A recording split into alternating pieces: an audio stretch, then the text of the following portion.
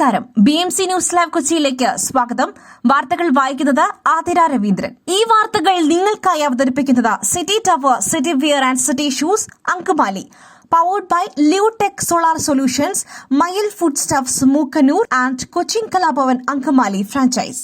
കോഴിക്കോട് ചേവായൂരിൽ സുഹൃത്തിനെ ആക്രമിക്കുന്നത് തടയുവാൻ ശ്രമിച്ച യുവാവിനെ മർദ്ദിച്ച് കൊലപ്പെടുത്തിയതിൽ 18 പേർക്കെതിരെ കേസ്.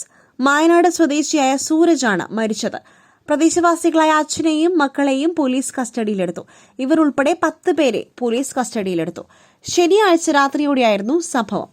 പാലക്കോട്ട് വയൽ ക്ഷേത്രത്തിലെ ഉത്സവത്തിന് എത്തിയതായിരുന്നു മായനാട് സ്വദേശിയായ സൂരജ്. കോളേജിൽ നടന്ന ചില പ്രശ്നങ്ങളുടെ പേരിൽ തന്റെ സുഹൃത്തായ അശ്വന്തിനെ ഒരു സംഘം മർദ്ദിക്കുന്നത് സൂരജ് തടയുവാൻ ശ്രമിച്ചു. ഇതോടെയാണ് സംഘം സൂരജിനെ അതിക്രൂരമായി മർദ്ദിച്ചത്.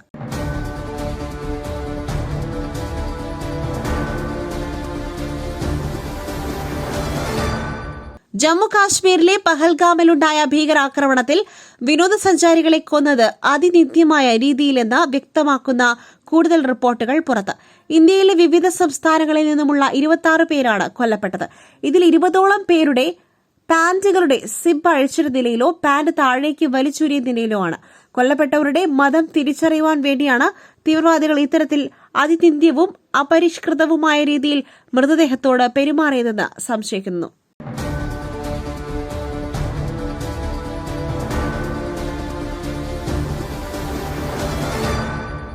കഞ്ചാവ് പിടികൂടിയ സംഭവത്തിൽ സംവിധായകർക്കെതിരെ നടപടി.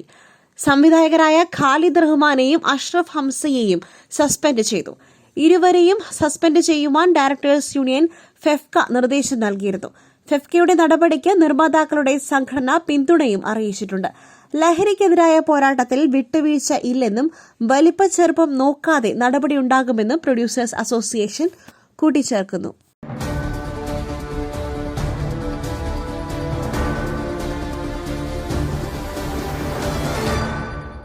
ഇടുക്കി ഉപ്പുതറ ആലടിയിൽ അപകടത്തിൽപ്പെട്ട വാഹനത്തിൽ ഭാര്യയെ ഉപേക്ഷിച്ച് ഭർത്താവ് രക്ഷപ്പെട്ടു. രാവിലെ 8 മണിയോടെയാണ് അപകടമുണ്ടായത്. ആലടി സ്വദേശി സുരേഷാണ് ഭാര്യയെ ഉപേക്ഷിച്ച് രക്ഷപ്പെട്ടത്. അപകടത്തിൽ ഗുരുതരമായി പരിക്കേറ്റ സ്ത്രീയെ ആശുപത്രിയിൽ പ്രവേശിപ്പിച്ചു. മനഃപൂർവ്വം അപകടമുണ്ടാക്കിയതായാണ് പോലീസ് സംശയിക്കുന്നത്. സംഭവത്തിൽ ഉപ്പുതറ പോലീസ് അന്വേഷണം തുടങ്ങി. പരിക്കേറ്റ നവീനയെ കോട്ടയം മെഡിക്കൽ കോളേജ് ആശുപത്രിയിലേക്ക് മാറ്റി.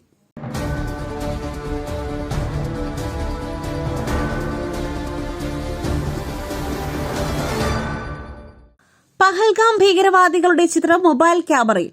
ആക്രമണത്തിന് ദിവസങ്ങൾക്ക് മുൻപേ തീവ്രവാദികൾ പഹൽഗാമിലെത്തിയതായി സംശയിക്കുന്ന ദൃശ്യങ്ങളാണ് ക്യാമറയിൽ പതിഞ്ഞത്. സ്വന്തം മകളുടെ ദൃശ്യം പകർത്തുന്നതിനിടെയാണ് മലയാളി വിനോദസഞ്ചാരിയായ ശ്രീജിത്ത് രമേശൻ എന്നയാളുടെ മൊബൈൽ ക്യാമറയിൽ അവിചാരിതമായി ഭീകരവാദികളുടെ ചിത്രങ്ങൾ പതിഞ്ഞത്. പുട്ട് രുചികരമാവണമെങ്കിൽ മയിലിന്റെ പുട്ടുപൊടി തന്നെ വേണം. അതിന് ചെമ്പാപ്പുട്ടാണെങ്കിലും അങ്ങനെ തന്നെ. മയിൽ റൈസ് ആൻഡ് ഫുഡ് പ്രൊഡക്ട്സ്, ശ്രേഷ്ഠം സമ്പുഷ്ടം. കാനഡയിൽ ആൾക്കൂട്ടത്തിനിടയിലേക്ക് കാർ പാഞ്ഞു കയറി നിരവധി പേർ കൊല്ലപ്പെട്ടു. വാൻകൂവറിൽ നടന്ന ലാപ്പു ലാപ്പു ആഘോഷത്തിൽ പങ്കെടുത്തിരുന്ന ജനക്കൂട്ടത്തിനിടയിലേക്കാണ് പ്രാദേശിക സമയം രാത്രി 8 മണിയോടെ കാർ പാഞ്ഞു കയറിയത്. എത്ര പേർ കൊല്ലപ്പെട്ടുവെന്ന് ഔദ്യോഗികമായി സ്ഥിരീകരിച്ചിട്ടില്ല. നിരവധി പേർക്ക് പരിക്കേറ്റിട്ടുമുണ്ട്.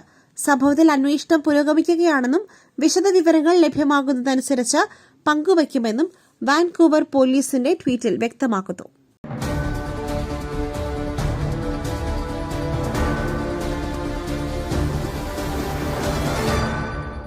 ബാങ്കോക്കിൽ നിന്നും കേരളത്തിലേക്ക് ഹൈബ്രിഡ് കഞ്ചാവ് കടത്തുന്നതിന് പിന്നിൽ വൻ മലയാളി നെക്സസ്. ബാങ്കോക്കിൽ കഞ്ചാവ് നിയമവിധേയമായതിന്റെ മറവിലാണ് ഇവരുടെ പ്രവർത്തനം. കേരളത്തിൽ കഴിഞ്ഞ 3 മാസത്തിനിടയിൽ 50 കോടിയുടെ ഹൈബ്രിഡ് കഞ്ചാവാണ് പിടികൂടിയത്. പ്രത്യേക സജ്ജമാക്കിയ താപനിലയിൽ ഏക്കർ കണക്കിന് പോളിത്തീൻ ഹൌസുകളിലാണ് തായ്ലൻഡിൽ ഹൈബ്രിഡ് കഞ്ചാവ് കൃഷി ചെയ്യുന്നത്. പിന്നീട് വിവിധ വസ്തുക്കളായി തായ്ലൻഡിലെ വീഡ് ഷോപ്പുകളിലേക്ക് എത്തും. കഞ്ചാവിന്റെ മിഠായി മുതൽ ഐസ്ക്രീം വരെ പട്ടികയിലുണ്ട്.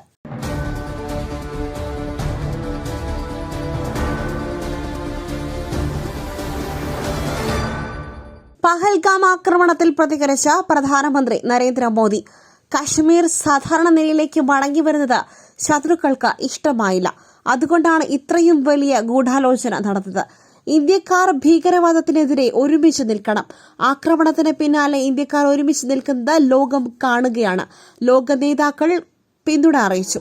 ലോകം മുഴുവൻ നമുക്കൊപ്പം നിൽക്കുന്നുണ്ട്. മറ്റൊരു വാർത്തയുമായി കണ്ടുമുട്ടുന്നതുവരെ നന്ദി, നമസ്കാരം.